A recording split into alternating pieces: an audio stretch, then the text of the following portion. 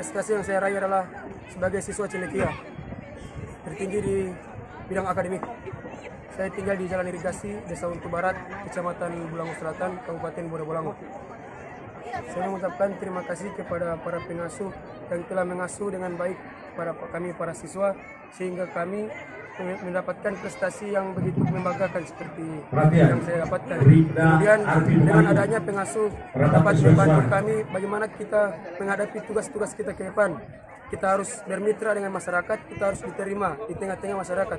Kemudian kita juga harus menjadi polisi yang profesional, modern dan terpercaya. Dan juga saya mengutip dari arahan Bapak SPN, motivasinya adalah percaya diri, optimis, dan bersyukur. Saya selalu bersyukur atas semua apa yang saya dapatkan.